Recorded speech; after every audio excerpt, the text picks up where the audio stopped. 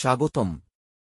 গল্প হলেও সত্যি চ্যানেলে আবারও এক হারহীন করা ভৌতিক সত্য ঘটনা আপনাদের জন্য। রাত তখন 1:43।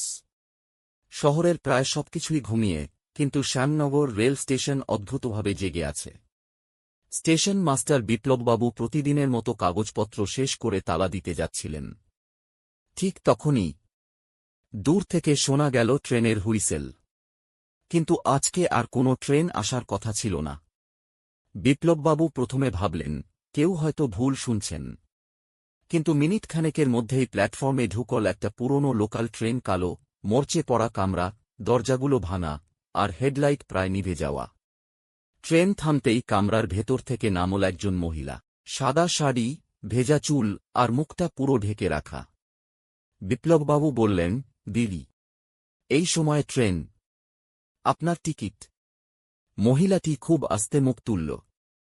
মুখটা যেন মুখই নয়, চোখ, নাক, ঠোঁট কিছুই নেই, কেবল গভীর দুটো গর্ত। বিপ্লববাবু পিছিয়ে গেলেন, ভয়ে জমে গেলেন। আর মহিলাটি বলল, শেষ ট্রেন, কাউকে না কাউকে নিয়েই যায়। এরপর হঠাৎ পুরো স্টেশন জুড়ে শোনা গেল চিৎকার, ফিসফিসে আওয়াজ, আর বাচ্চাদের কান্না। বালুর মতো ধুলো উড়ে আসতে লাগল কামরা থেকে। কামরার ভেতর দেখা গেল অসংখ্য মানুষের ছায়া। সবাই টিকিট ছাড়া চিরতরে আটকে আছে। বিপ্লববাবু দৌড়ে পালাতে লাগলেন, কিন্তু দেখলেন স্টেশন থেকে বেরোনোর গেট তালাবদ্ধ, যেন বাইরের দুনিয়া অদৃশ্য হয়ে গেছে।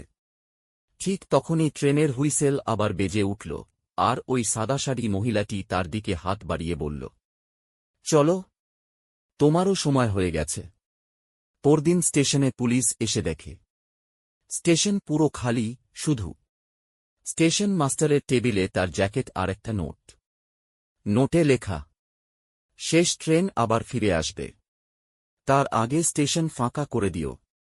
তারপর থেকে লোকজন বলে রাত 2টায় স্টেশনটা এড়িয়ে চলে, কারণ নাকি তখনই ঢোকে শেষ ট্রেন, যে ট্রেনের টিকিট কাটে না কেউ, কিন্তু ফিরে আসে কেউই না।